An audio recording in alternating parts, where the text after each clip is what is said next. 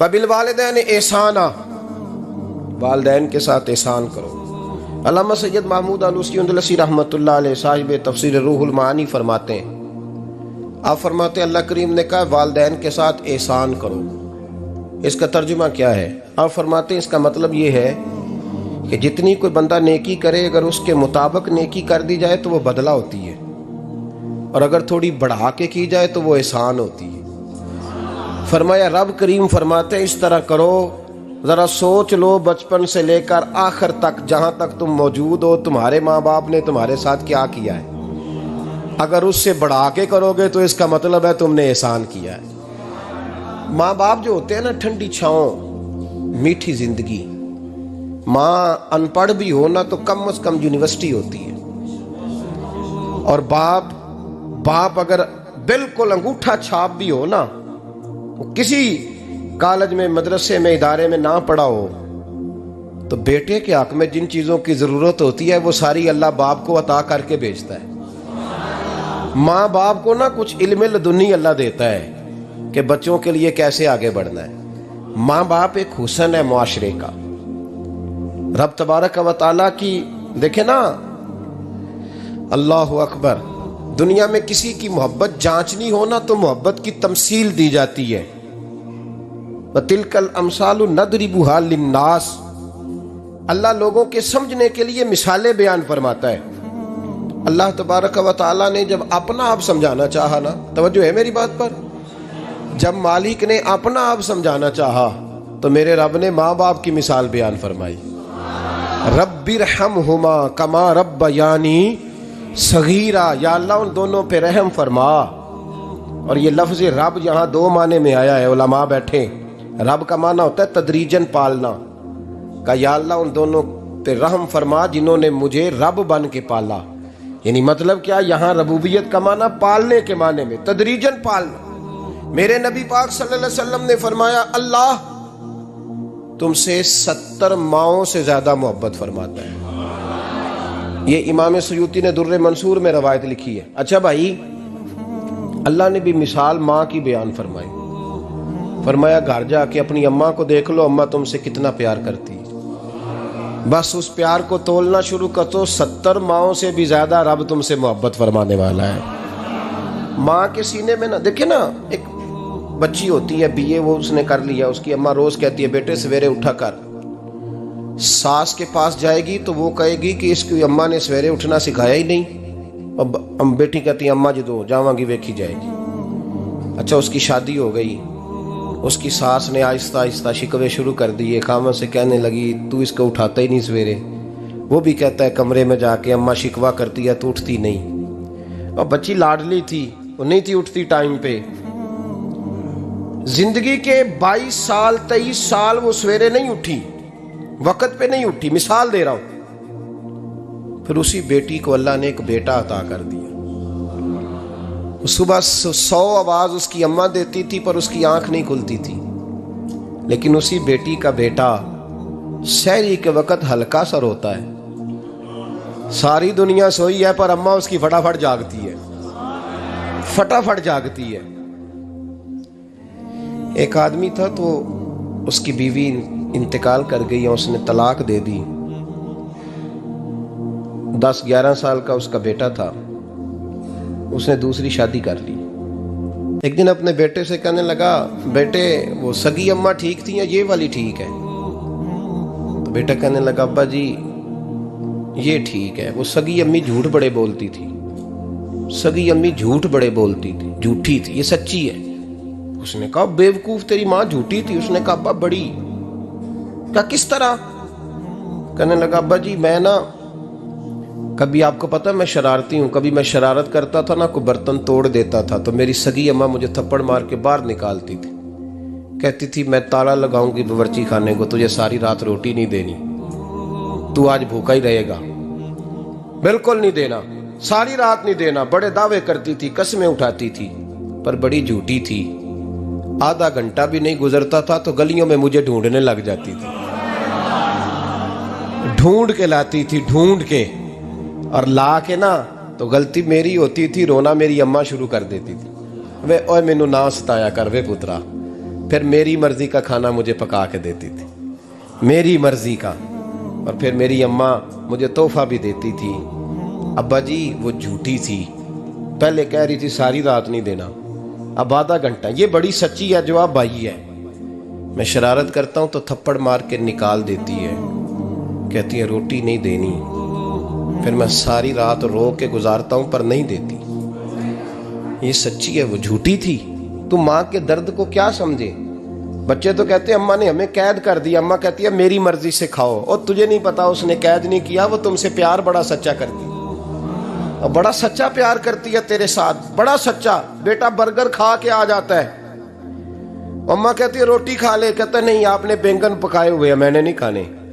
तो अम्मा मिन्नतें करती है, कहती है चल तू दस की खाना है, तेनू सेवियां ना बना दिया, फटाफट दाल पक जाएगी, क्या खाएगा। अब्बा जी मेरी तरह करीब से कहते हैं छड़ पर भूख लगेगी तो आप ही खा लेगा। लेकिन अम्मा कहती है इसने रोटी ना खाई तो मुझे नींद नहीं आएगी। तो इस दर्द को समझना। मैं गुलाम हूं एक आस्ताने का, और मैं समझता हूं जो किसी का मुरीद ही नहीं, उस पर तो साया ही नहीं, उसे चाहिए किसी बुजुर्ग का साया हासिल करे। लेकिन भाई ये बात भी बड़ी सच्ची है कि मेरे जैसे पीर के हाथ में 5,000 रुपया नजराना दो ना, पीर साहब दुआ करना, तो पीर साहब ने दुआ पक्की याद की हुई है सबके लिए, रटी रटाई, अल्लाह खैर करे अल्लाह भला करे, और सबके लिए रट्टा लगाया हुआ है। और अम्मा को बेटा वैसे ही कह जाए, वैसे ही अम्मा मैं इंटरव्यू देने जा रहा हूँ, ज़रा दुआ करना, वो बीबियाँ मंगा के दुआए तंजीना पढ़ाना शुरू कर देती है, और सारी सारी रात मुसल्ले पे बैठी। इस दर्द को समझना। और भाई बड़ा वेल ड्रेस बेटा होता है, वेल ड्रेस नौजवान, वो 18,000 का जोड़ा पहनता है, 7,000 का जूता खरीदता है, वो कीमती किस्म की घड़ी इस्तेमाल करता है। लेकिन उसी बच्चे के जब अपने बच्चे होते हैं ना, तो बीबी को कहता है ये ले 10,000 रुपया, बच्चों के कपड़े खरीद ले, मेरे सही है अभी कल ही तो खरीदे थे। और बाप, और तू समझा ही नहीं यार, 30 साल बाप ने जवानी सारी सऊदी अरब को दे दी, लेकिन तेरा ख्याल रखा। मैं ऐसे लोगों को जानता हूं जिन्होंने 30-30 साल परदेश में कंबल नहीं बदला, वो जहां गए थे तो एक कंबल खरीदा था फिर बदला नहीं। तू माँ बाप के बारे में, और यहाँ बच्चे हिसाब करते फिरते हैं, भाई तो पिछले महीने भी 5,000 दिता सी, तुसी पैसे दा कर दे की हो, माँ बाप से हिसाब करता है तू। तिरमिजी शरीफ के लफ्ज है, एक सहाबी ने आके अर्ज की या रसूल अल्लाह पैसे विरासत के नहीं, मेरे अब्बा जी ने नहीं दिए मुझे, और मैंने खुद मेहनत करके कमाए, अब मेरा अब्बा मुझसे पैसे मांगता है तो क्या करूं, और मेरे हैं, मैंने कमाए हैं, अब्बा जी ने नहीं दिए, विरासत नहीं, हिस्सा नहीं मिला। हुजूर मेरा अब्बा मांगता है तो मेरे लिए हुक्म क्या है। तो नबी पाक ने फरमाया क्या कहा तुमने, पैसे तेरे हैं? कहा हुजूर हाँ। तो फरमाया अब्बा किसका है? कहा या रसूलल्लाह मेरा। तो फरमाया अगर तू अपने वालिद का है तो तेरी हर शय तेरे वालिद की है, तू भी तेरे वालिद का है तो तेरा माल भी तेरे। माँ और बाप ये तो हुस्न है जिंदगी का, ये तो वकार है इंसान का। जब तक माँ बाप का हाथ पकड़ के चलोगे ना, रास्ते सीधे रहेंगे, और जिस दिन उंगली छोड़ के सड़क पे निकलना पड़ा ना, सर चकराने लगेगा। याद रखना ये बड़ा मुश्किल काम होता है। लोगों का तो रुख ही उस दिन वादे होता है जिस दिन आदमी साये से महरूम होता है। अम्मा तो कमरे में पड़ी हो ना, औरंगजेब आलमगीर की मां फौत हो गई, 350 कमरा था महल का, और अम्मा 12 साल टांगों से माजूर रही औरंगजेब आलमगीर की। अम्मा 12 साल कमरे से निकल नहीं सकी, साथ ही वाशरूम था या जो भी उस दौर में तरीका था। औरंगजेब जब महल में आते थे तो फिर भी सीधे अम्मा के पास जाते थे, और जब वापस निकलते थे फिर भी अम्मा के साथ। औरंगजेब की माँ का जनाजा उठा तो औरंगजेब ने रोना शुरू किया। फिर सालों बीत गए पर उसके आंसू खुश्क नहीं होते थे। एक शख्स ने कहा तेरी कोई अनोखी मर गई है, सारी दुनिया की मरती हैं। उसने कहा मैं बादशाह हूं, 24 घंटे लोगों का आना जाना है, बड़े दबदबे हैं, बड़े डेरेदारियां हैं, बड़ी भैंसें, बड़ी गायें, बड़े खाने वाले, बड़े लांगरी। मेरी माँ बूढ़ी थी, एक कोने में पड़ी रहती थी, पर जब से वो गई है ये मुझे महल नहीं लगता, मुझे कब्रिस्तान लगता है। मुझे लगता है ये कब्रिस्तान है। माँ और बाप तो तेरी नेमत है भाई। हम बच्चे, हमारे आजकल के बच्चों ने एक मसला बड़ा पक्का याद कर लिया। कहते मौलाना पीर साहब पसंद की शादी करना जायज नहीं। मैं कहता हूँ साहब और भी बड़ी चीजें जायज है, सिर्फ एक ही शय जायज रह गई है। रसूल पाक सल्लल्लाहु अलैहि वसल्लम सिवाय अल्लाह के किसी के पाबंद नहीं, किसी के पाबंद नहीं। पर जनाब सैयदा खदीजतुल कुबरा रदियल्लाहु ताला अन्हा ने पैगामे निकाह दिया, या रसूलल्लाह मैं शादी करना चाहती हूँ, हुजूर किसी के पाबंद नहीं।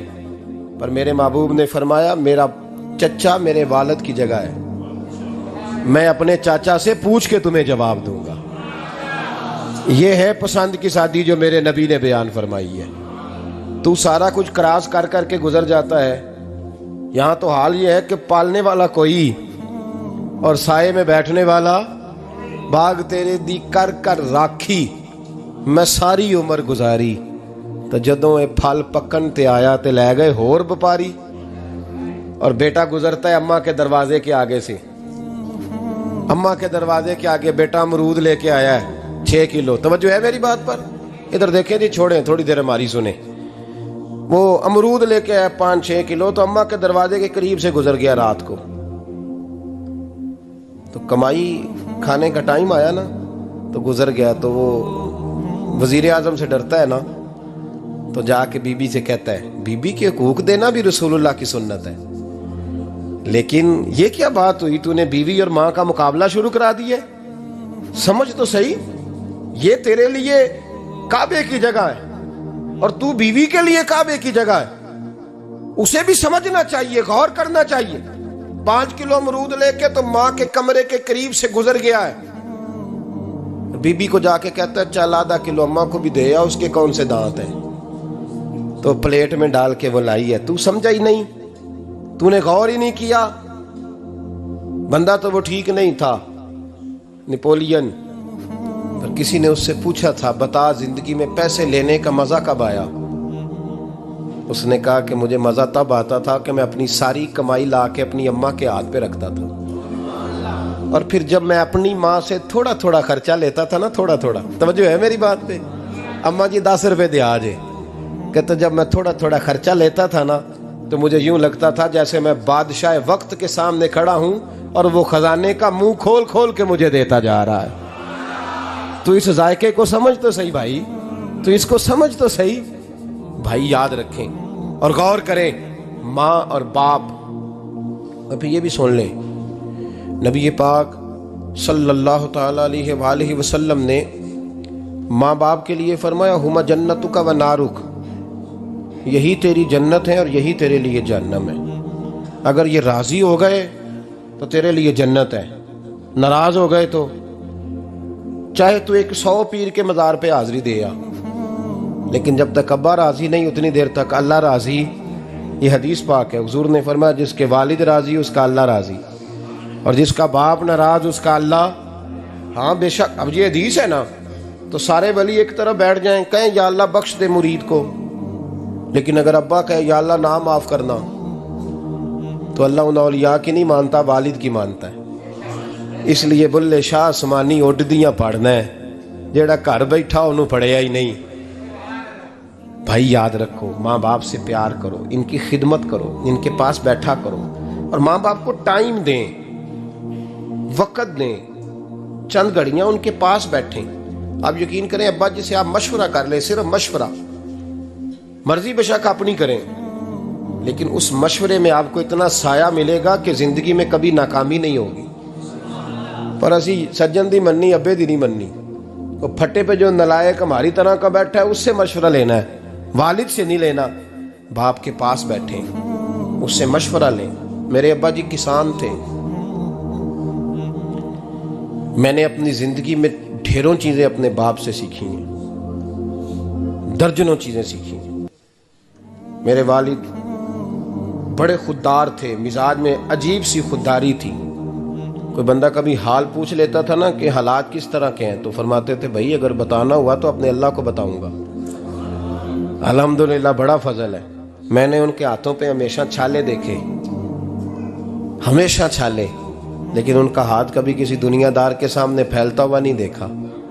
लोग मुझे कहते हैं आप किस पीर साहब के साहबजादे हैं, तो मैं कहता हूँ मैं उस पीर का साहबजादा हूँ जिसने मेहनत करके हलाल की कमाई खाई सारी जिंदगी। ये लोग पीर नहीं होते, ये मुर्शिद नहीं होते।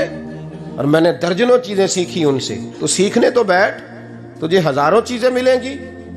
भाई अपनी जिंदगी में माँ बाप की तरफ देखो, सबसे जरूरी काम है इन्हें वक्त दो। अम्मा के ओ भाई बड़ा मुश्किल है दुनियादारों से तारीफ कराना।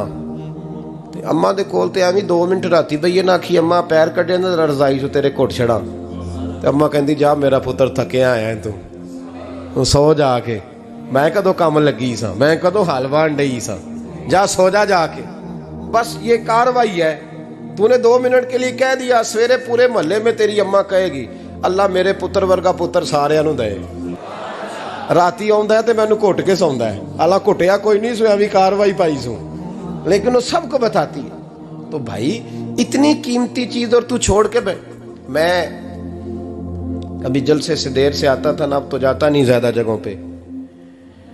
कोशिश करता हूँ कि चलो माहौल के मुताबिक, थोड़ा खुश्क आदमी हूँ तो हर जगह सेट नहीं हो पाता, इसलिए कम जाता हूँ। तो कभी रात को आते थे ना देर से, मेरी अम्मा जी शुगर की मरीज थी, तो मैं छोटे भाई को फ़ोन करता था कि अम्मा जी सो गए, कहने सो गए। मैं कहता था कि तू ना इस तरह कर, नीचे आ जा, 2 बज गए, वो शुगर की मरीज है, आंख खुल जाए ना तो दोबारा लगती नहीं बुजुर्गों की, तो तू दरवाज़ा खोल दे, अंदर दस्तक दी तो दिक्कत होगी। तो मैं जूते उतार के अंदर दाखिल होता था, तो पहला कदम रखता था तो मेरी अम्मा बोल पड़ती थी पुत्र आ गए, आ गए। ओ भाई तू इस दर्द को समझना, कोई तुझे मिलेगा, कोई मिलेगा तुझे ऐसा। अब मैं दूर दराज भी चला जाता हूँ, उनकी ज़िंदगी में नहीं जा पाया, कहते हमने नहीं जाना, घर में रहना है। इस कैफ को समझ ले, इस दौलत के करीब हो जा। हज़रत अबू हुरैरा रदी अल्लाह ताला अन्हु फरमाते हैं मेरी अम्मा बूढ़ी थी, मैं उनकी खिदमत करता था। बाप की खिदमत और माँ की खिदमत सबके हिस्से में नहीं आती, ये रब जिसे महबूब रखता है उसे ये मौके अता करता है। खुश नसीब है जिसे बूढ़ा बाप मिले और वो नौकरी करे, खुश किस्मत है जिसको बीमार माँ मिले और वो नौकरी करे। हजरत अबू हुरैरा फरमाते मेरी अम्मा बूढ़ी थी, तो उनका मैदा कमज़ोर हो गया था, तो मैं उठा के पखाना पेशाब करता था तो कई दफ़ा मेरे ऊपर कर देती थी। ये हजरत इब्न जौज़ी अलैहिर्रहमा ने इसको लिखा है। फरमाते हैं मेरे दिल में ख्याल आता था कि मैं बड़ा खिदमत गुजार हूँ अपनी माँ का। एक दिन मैं हजरत उमर के पास बैठा था उनके दौरे खिलाफत में, तो एक शख्स आ गया। उस शख्स ने आकर के कहा कि हजरत उमर से हुजूर एक मसला पूछना है। फरमाया पूछो।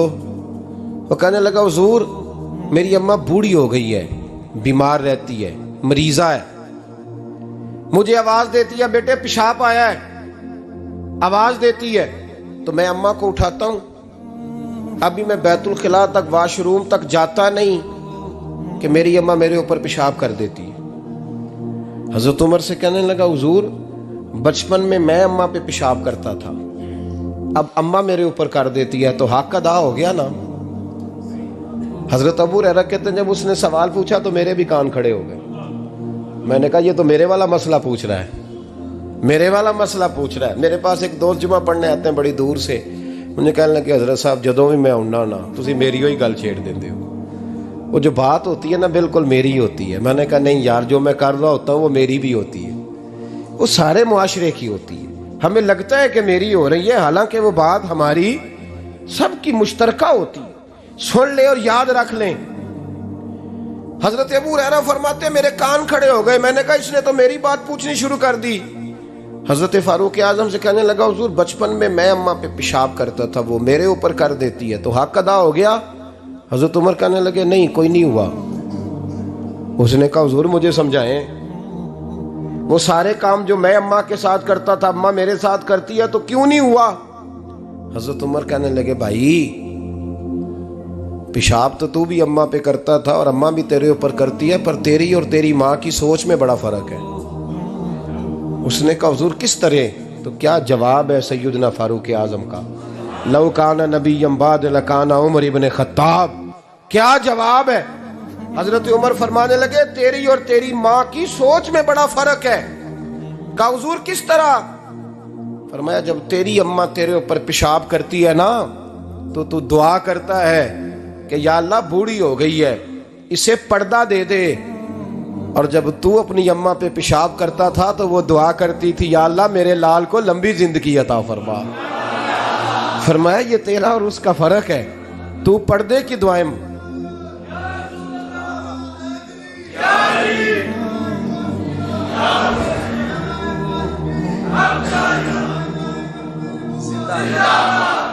सुने अजीजों, कहा जब तेरी और तेरी माँ की सोच में, और नबी पाक सल्लल्लाहु अलैहि वसल्लम ने फरमाया है जितने भी गुनाह इंसान करता है ना, अल्लाह करीम सजा को रोक देता है, क़यामत में सजा देगा। और जो माँ बाप का नाफरमान है ना, उसको दुनिया में भी सजा मिलेगी। जो माँ बाप का नाफरमान है उसे दुनिया में भी, आप यकीन करें, बच्चे थोड़ा सा पड़ जाते हैं बेचारे, तो माँ बाप से कहते हैं अब्बा जी तुसी पुराने दौर दे हो, तुहानू की पता होवे। और तुझे पता ही नहीं भाई, तुझे खबर ही नहीं, ये पुराने दौर के नहीं, तू बेवकूफ़ों के दौर का है। तू समझ ये कोई तालीम है। अकबर अलाहाबादी ने कहा था हम ऐसी लाखों किताबें काबिले ज़ब्ती समझते हैं, जब्त करने को दिल करता है। हम ऐसी लाखों किताबें काबिले ज़ब्ती समझते हैं जिनको पढ़ के बेटे बाप को खबती समझते हैं। बात करने वाली माँ और बाप इतना बड़ा दर्जा है। और भाई सुन लो और इस बात को याद रखना, दुनिया में सियाबी होने से बड़ी विलायत कोई नहीं। सारे वली गौस कुतुब अब्दाल मिलके भी सियाबी के कदमों की खाक तक को नहीं पहुंच सकते। लेकिन हजरत अवैसे करनी सियाबी नहीं बन सके, सिर्फ अपनी अम्मा की वजह से पीछे रहे। महबूब ने फरमाया तू वहां रह के माँ की नौकरी कर, तेरा नबी तुझसे राजी है। इतना बड़ा काम उन्होंने छोड़ दिया, हुजूर की ज़ाहिरी ज़ियारत नहीं कर पाए। और तू कहता है मैं फलाने पीर साहब के आस्थाने पे होता हूँ, अम्मा बड़े भाई के पास होती है, मैं जाता हूँ तंजीमों के साथ, जमातों के साथ, और अम्मा फलाने के साथ। ये कैसी बात हुई? ये किस तरह का मसला हुआ? जो तेरी ड्यूटी है उस ड्यूटी को पहले अदा कर, नौकरी को पहले कर, फराइज का अदायगी पहले कर। तू फर्ज छोड़ के नफल के पीछे जा रहा है, इस काम को पहले सर अंजाम दे। मेरे नबी पाक सल्लल्लाहु अलैहि वसल्लम ने फरमाया वालिदैन के नाफरमान को दुनिया में सजा मिलती। हजरत मालिक बिन दिनार रहमतुल्लाह ताला अलैह फरमाते मुझे अल्लाह ने 60 हज करने की तौफीक अता फरमाई। कितने? बोल के बताएं। जिस बंदे के पास इतने पैसे हों कि हज पे जा सके, आ सके, और जितने दिन रहना है घर वालों को खर्चा दे सके, उस पर हज करना फर्ज है। पता है आपको? उस पर हज करना, इसलिए बयान कर रहा हूं कि हज की दरखास्तें जा रही हैं। हम पता क्या कहते हैं? हम कहते हैं बच्चे बड़े होंगे, शादी करूंगा फिर जाऊंगा। ये किसने फतवा दिया है? ये किससे आपने पूछा है? वो जब बड़े होंगे उनकी शादी की चीज उस वक्त आप पे फर्ज होगी। अभी जो फर्ज है उसको अदा करें। और ये तिरमिजी शरीफ की हदीस है, याद रख लें। नबी पाक सल्लल्लाहु अलैहि वसल्लम ने फरमाया जिस पर हज फर्ज था उसने किया नहीं, बगैर हज किए मर गया, या यहूदी होके मरेगा या ईसाई होके मरेगा। इतना बड़ा हुक्म है हज के हवाले से, लेकिन लोग इंतजार करते रहते हैं पता नहीं किस चीज का। जब आपको अल्लाह मौका दे, हिम्मत दे, तो पहली फुर्सत में ये फरीजा अदा करें, ये जरूरी काम है। हजरत मालिक बिन दिनार फरमाते मैंने 60 हज किए। एक हज के मौके पर मैंने बड़ा रश देखा, लाखों का इज्तिमा हुआ। मेरी बातों की समझ तो आ रही है ना आप दोस्तों? जो नहीं बोल रहे उन्हें भी आ रही है ना? अल्लाह जज़ा दे।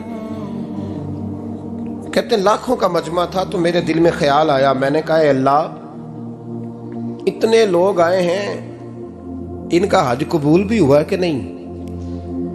फरमाते मैं सोच रहा था तो रात को ना ख्वाब में मैंने किसी कहने वाले को कहते हुए सुना कि सबका कबूल हो गया। बल्ख का रहने वाला मोहम्मद बिन हारून बल्खी है, उसका हज कबूल नहीं हुआ।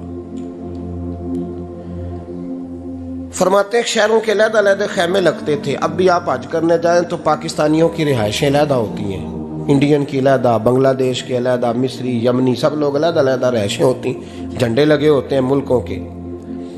कहते मैंने सवेरे उठ के ढूंढना शुरू कर दिया।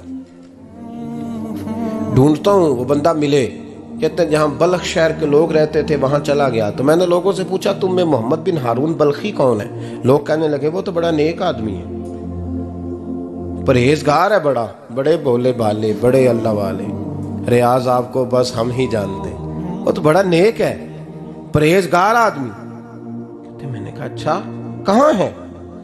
उन्होंने कहा पहाड़ के पीछे उसने खैमा लगाया हुआ है, सारी रात इबादत करता है, सारा दिन रोजा रखता है, कायमुल लैल है, साइमुद दहर है। क्या बात? फरमाते मैं उन लोगों की बात सुन के हैरान हो गया कि मुझे क्या बताया गया, ये क्या कह रहे हैं। फरमाते मैं पहाड़ के पीछे गया।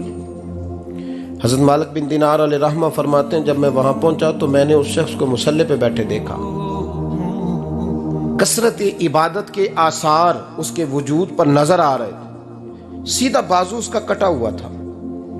फरमाते 2 रकते मुकम्मल करके ना मैंने उससे अस्सलामु अलैकुम कहा तो मुझे कहने लगा वालेकुम अस्सलाम, आप मालिक बिन दिनार हैं? मैंने कहा बड़ी इसकी फिरासत है। फरमाते फिर उसने ठंडी सांस ली, कहने लगा आपको ख्वाब आई होगी कि मेरा हज कबूल नहीं हुआ। फरमाते मुझ पर और बिजली गिरी कि क्या कह रहा। फरमाते मैंने कहा यार लोग भी तेरी तारीफ कर रहे हैं और तेरी बसीरत भी बड़ी है, तो ये माजरा क्या है? कहने लगा आप ना पूछें। ये कह के उसने रोना शुरू किया, देर तक रोता रहा। मैंने कहा नहीं यार तू बता। कहने लगा नहीं आप ना पूछें, आप नाराज होंगे। मैंने कहा मैं नहीं होता, तू बोल ना। कहने लगा हुजूर 24 साल हो गए मुझे हज करते हुए, 24वां हज है मेरा, और हर साल कोई अल्लाह का वली आके बताता है कि जा चला जा तेरा कोई नहीं कबूल हुआ। बेपरवाही वेग सज्जन दी जिथे किसे दी पेश ना जावे, उन्हें ताजा वाले दर दर रोले ते मंगते तख्त